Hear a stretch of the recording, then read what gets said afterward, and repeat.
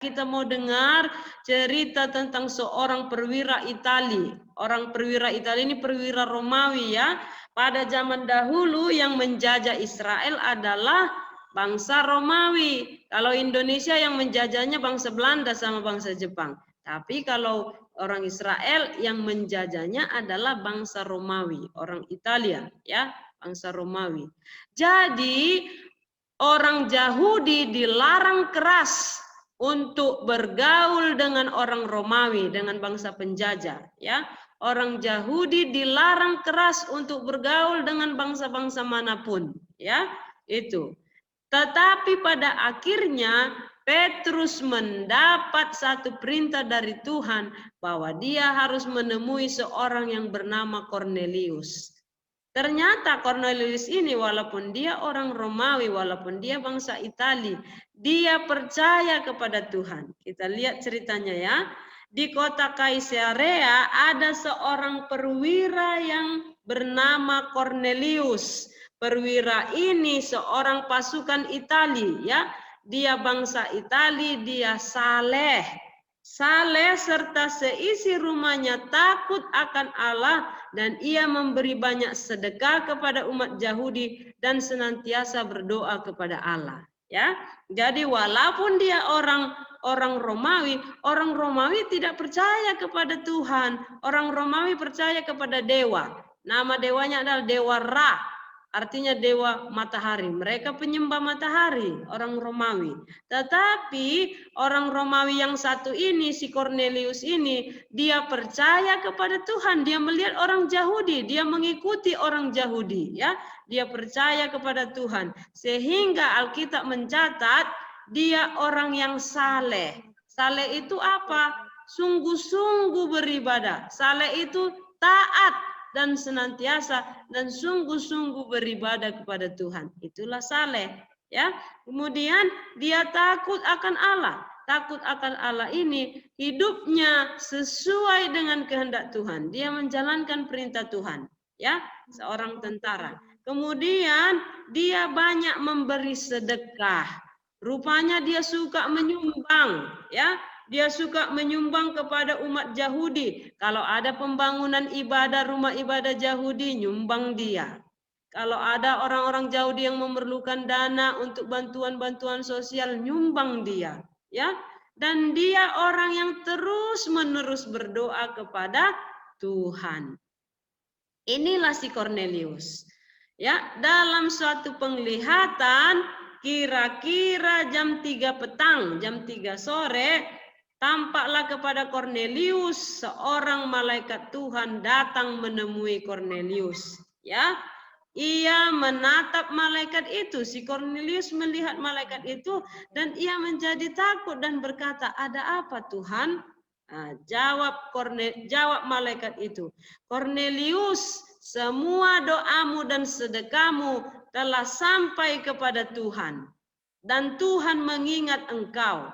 Ya, walaupun Cornelius belum tahu bagaimana Tuhan itu dengan jelas, tetapi Cornelius dia saleh, dia takut akan Tuhan, dia suka bersedekah, kemudian dia suka berdoa kepada Tuhan. Jadi Cornelius ini punya jam-jam doa ya, walaupun dia seorang tentara yang begitu sibuk, tetapi dia punya jam-jam doa. Kira-kira jam 3 petang dia berdoa. Senantiasa berdoa, artinya terus-menerus. Besoknya jam 3 petang dia berdoa. Ada jam-jam doa khusus si Cornelius ini, ya. Kemudian malaikat itu berkata lagi kepada si Cornelius, ya. Cornelius, suruhlah beberapa orang ke Yope untuk menjemput seorang yang bernama Simon yang disebut Petrus. Ia menumpang di rumah seorang penyamak kulit yang bernama Simon yang tinggal di tepi laut. Ya, setelah malaikat yang berbicara kepadanya itu meninggalkan dia, dipanggilnya 2 orang hambanya beserta seorang prajurit yang saleh dari orang-orang yang selalu bersama-sama dengan Cornelius. Dan sesudah itu ia menjelaskan segala sesuatu kepada mereka. Jadi si Cornelius ini dia panggil prajurit yang lain untuk pergi ke Yope Karena di sana ada seorang hamba Tuhan yang bernama Petrus. Harus datang ke rumah Kornelius. Karena itu atas perintah malaikat tadi, suruhlah orang untuk menjemput Simon Petrus dari rumah Simon seorang penyamat kulit. Si Simon Petrus sedang menumpang di rumah si Simon, ya, sama-sama namanya Simon. Kemudian keesokan harinya si Kornelius menyuruh 3 orang ke rumah si Simon penyamak kulit di Yope, ya. Kira-kira pukul 12:30 malam naiklah Petrus, kira-kira pukul 12 siang naiklah Petrus ke atas rumah untuk berdoa. Si Petrus ini juga punya jam-jam doa juga, ya. Kira-kira jam 12 siang naiklah Petrus ke atap rumah untuk berdoa. Ya, dia berdoa, kemudian dia merasa lapar dan ingin makan. Tetapi sementara makanan disediakan, tiba-tiba rohnya diliputi oleh kuasa ilahi. Ya, tampaklah olehnya langit terbuka dan turunlah suatu benda berbentuk kain lebar yang bergantung pada keempat sudutnya dan diturunkan ke tanah. Di dalamnya terdapat berbagai jenis binatang berkaki 4, binatang menjalar dan burung. Kedengaranlah olehnya suatu suara yang berkata, "Bangunlah hai Petrus, sembelilah dan makanlah." Jadi waktu Petrus mau berdoa di atap rumah itu, dia melihat ada satu kain yang diturun, di sana ada berbagai jenis binatang berkaki 4, binatang menjalar dan burung, disuruh disembelih dan makan, ya. Lalu si Petrus menjawab, "Tidak Tuhan, tidak. Sebab aku belum pernah makan sesuatu yang haram dan yang tidak tahir." Jadi si Petrus nggak mau, karena ada larangan bagi orang Yahudi untuk tidak memakan binatang yang haram. Binatang yang haram itu yang bagaimana? Yang berkaki, yang berkuku belah. Kalau hewan yang ada kukunya yang terbelah seperti kita lihat seperti babi, anjing, itu nggak boleh dimakan. Hewan-hewan yang punya kuku belah, ya. Itu haram, nggak boleh dimakan. Tetapi disuruh disembelih. Si Petrus tidak mau karena nggak pernah dia memakan seperti itu. Ya, kedengaran pula kedua kalinya suara yang berkata kepadanya, "Apa yang dinyatakan halal oleh Allah tidak boleh engkau nyatakan haram," kata Tuhan. Apa yang Tuhan bilang halal tidak boleh dikatakan haram. Apa yang Tuhan bilang boleh dimakan, nggak boleh manusia bilang tidak boleh. Ya, hal ini terjadi sampai 3 kali dan segera sesudah itu terangkatlah benda itu ke langit. Petrus bertanya-tanya di dalam hatinya, apa kiranya arti penglihatan yang telah dilihatnya itu. Sementara itu ia telah sampai di muka pintu, orang-orang disuruh oleh Kornelius dan yang berusaha mengetahui di mana rumah Simon. Mereka memanggil seorang dan bertanya, apakah Simon yang disebut Petrus ada menumpang di rumah itu? Dan ketika Petrus sedang berpikir tentang penglihatan itu, berkatalah roh, ada 3 orang mencari engkau. Hebat sekali, ya. Kalau orang yang sungguh-sungguh di dalam Tuhan, ada roh Tuhan di dalam hatinya berbicara, Petrus, ada 3 orang yang mencari engkau. Hebat enggak? Ya, Tuhan memberitahu kepada Petrus, Petrus, ada 3 orang mencari engkau. Lalu si Petrus pergi, ya, dia pergi turun dari atap rumah.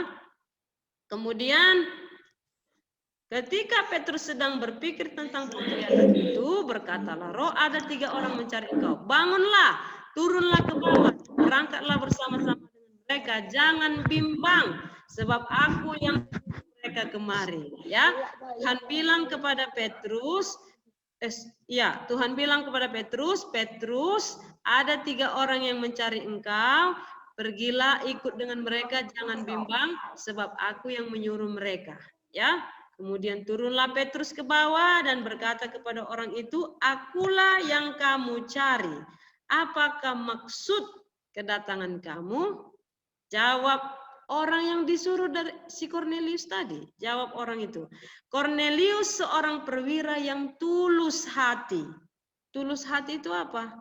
Tulus hati itu adalah memberi dengan sukarela tanpa mengharapkan imbalan. Itulah tulus hati. Itulah Kornelius. tulus, ya. Dia tulus, dia memberi sedekah tanpa mengharapkan imbalan karena dia mau menjalankan perintah Tuhan. Itu. Kemudian Kornelius orang yang takut akan Allah dan terkenal baik di antara seluruh bangsa Yahudi, telah menerima pernyataan Allah dengan perantaran seorang malaikat kudus supaya ia mengundang engkau ke rumahnya dan mendengar apa yang akan kau katakan. Ya, ia mempersilahkan mereka untuk bermalam di situ. Keesokan harinya ia bangun dan berangkat bersama-sama dengan mereka dan beberapa saudara dari Yope menyertai dia.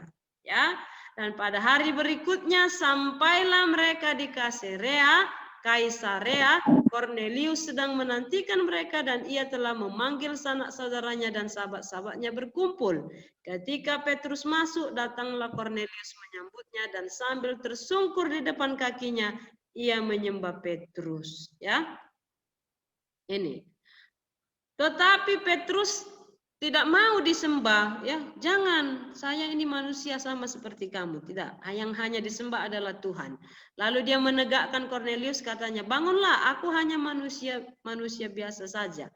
Dan sambil bercakap-cakap dengan dia, ia masuk dan mendapati banyak orang sedang berkumpul. Ia berkata kepada mereka, kamu tahu, kata si Petrus begini, kamu tahu betapa kerasnya larangan bagi seorang Yahudi untuk bergaul dengan orang-orang yang bukan Yahudi atau masuk ke rumah mereka. Tetapi Allah telah menunjukkan kepadaku bahwa aku tidak boleh menyebut orang najis atau tidak tahir. Jadi kita tidak boleh bilang orang lain itu kafir, najis, tidak. Kafir itu adalah orang yang jahat, ya, orang jahat, ya. Nggak boleh kita bilang, oh itu orang yang belum mengenal Tuhan Yesus, itu orang najis, itu nggak boleh, ya.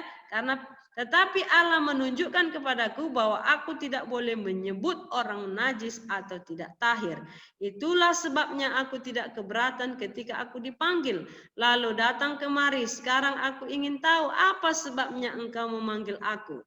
Jawab Kornelius, 4 hari yang lalu, kira-kira pada waktu yang sama seperti sekarang, yaitu jam 3 petang, aku sedang berdoa di rumah. Tiba-tiba ada seorang berdiri di depanku, pakaiannya berkilau-kilauan.